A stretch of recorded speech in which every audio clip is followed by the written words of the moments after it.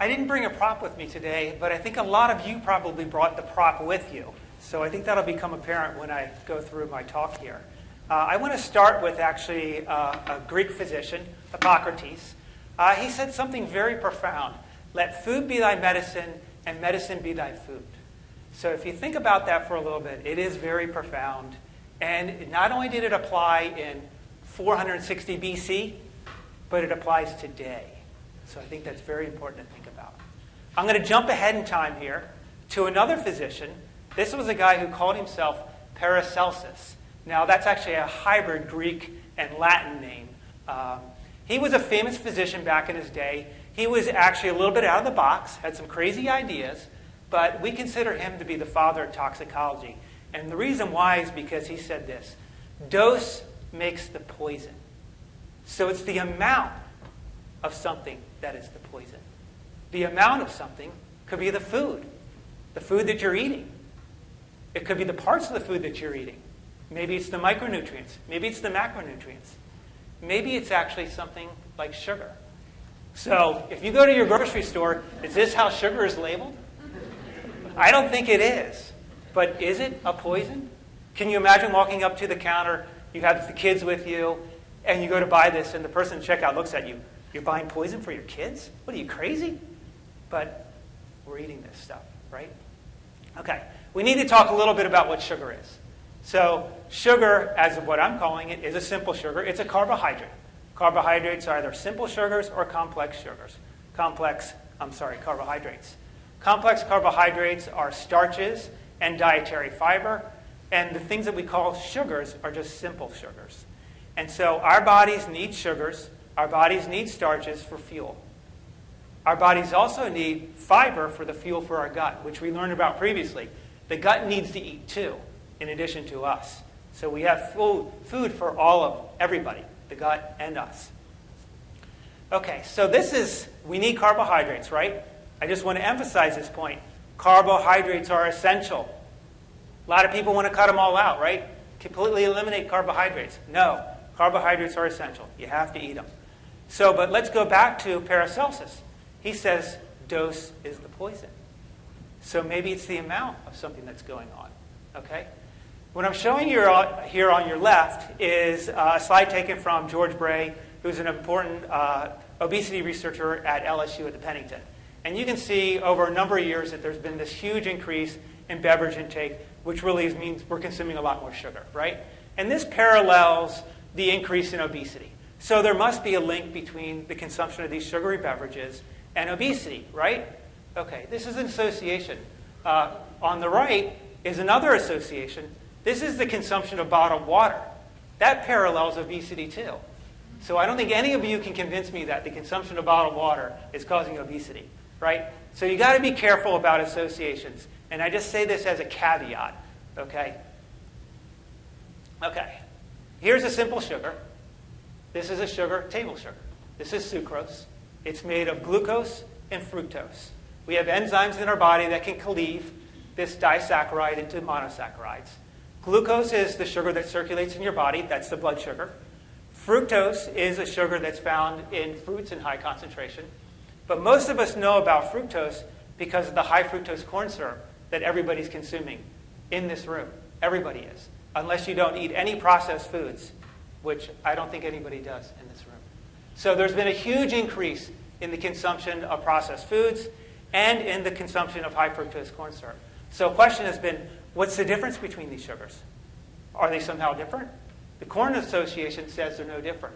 There's no difference in the amount of energy from them, but structurally, they're quite different, aren't they? Biochemically, they're different, and I can't go into the details of that. But what I can show you is how our brain responds to them. So here is an fMRI image of regional cerebral blood flow into the brain. And so after glucose, you can see these blue areas are where there's changes in blood flow, showing changes in activity of the brain. So this is with glucose. If you look at it after fructose, you can see it's quite different. So the brain is responding to glucose and fructose quite differently. And I can't go into what all those structures are. And I think a lot of people in this audience know a lot more about that than I, so I'll stay away from it. The brain is kind of scary for me, actually. Okay. So this was not on my radar at all. I was not thinking about this when I was doing research. I was interested in trying to find a model for a disease that I was looking at, and that is non-alcoholic fatty liver disease. And so that is a disease where there's an increase of fat into the liver tissue, and that is non-alcoholic fatty liver disease. We think it happens in about 30% of people. The reason this is important is because that disease can progress to inflammation and fibrosis, or NASH, and then up to cirrhosis and to cancer. So these are very serious clinical diseases. I use a mouse model to study this disease process. The problem with the mouse model is it would not progress to the more serious diseases. And so I was trying to find a model that would actually progress in this mice. And so what I turned to is something that we consume, high-fat diets. The mice love it. They get fat. But the problem is they don't progress to this more advanced liver disease. So what did a researcher do? Gave them the sugary drink. And what did that do? That pushed it to the more advanced liver disease. So I was like, hey, that's pretty cool. I can use that. But then I started thinking, well, what the heck is the sugar doing? What's going on with the sugar here? So that really got me thinking about this whole process. We've done a lot of experiments over a number of years, and I can't distill that down into the next 3 minutes or 4 minutes. But we do have a model for what we think is going on.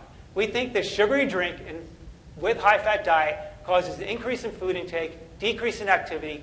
That's a recipe for increased fat, right? You're going to gain weight if you do that. That's what happens. We see rapid expansion of the adipose tissue. Eventually, the adipose tissue becomes dysfunctional. It becomes inflamed. There's a lot of inflammation. It's insulin resistant. And we see this advanced liver disease going on. So this gives us a model to test out, and we're following up on this. But I was still really curious about what really is sugar doing. And so what we did is we did another experiment where we looked at expression of genes in both of these tissues on different diets, one with sugar and one without, both with a high-fat condition. And we sequenced all the genes that are expressed in it using RNA-Seq, and we did this at Hudson Alpha. And so from that, what we found is that a whole number of pathways are activated in the liver because of the sugar. These pathways are related to cancer, they're related to fibrosis and inflammation. And remember, these two are important processes for the advancement of the liver disease. So this is exactly what we saw. But I didn't want to stop there. These are very interesting, and we can follow up these pathways. There's a lot going on there. But I was interested in what are the actual genes that may be expressed in this liver tissue that may be driving the process. So we then started looking at the genes, and I'm just going to focus over here on your right. And we found that 760 genes were differentially expressed in animals that were fed a high-fat diet with sugar versus animals fed a high-fat diet. So the sugar was inducing all of these genes. 760 genes is a lot of genes to look at, way too much for us. So we've now narrowed this down, and we think we have a couple of very interesting targets that we validated, and we're going to follow up on those. So these genes maybe are playing a role in the disease process. Maybe we'll learn more about the disease from it. Maybe these are new targets that we could target them to maybe block the disease process. What I did not tell you is that the advanced liver disease, we do not have any therapeutics for that right now. So we're out of luck in that department. Okay? So there's a need for understanding the disease process. There's a need for new treatments. So one thing I can tell you that I do know, though, is that a combination of a high-fat diet, consumption of a sugary drink together is really bad for the mouse, but I think it's really bad for us too. And I think it's playing a role in this advanced liver disease, and hopefully we'll be able to figure out a way in which this is actually working and maybe target it somehow. Have to acknowledge a bunch of people that have helped out. In my laboratory in particular, I'd like to mention Yuvan Low, but also collaboration with Dr. Judden Graft over in Vet Med, colleagues up in Cooperstown at the Bassett Medical Center. Hudson Alpha has been a huge help in doing all the sequencing work for us. Of course, funding agencies have helped support us through all this work. And I just want to thank everyone for listening. Thanks.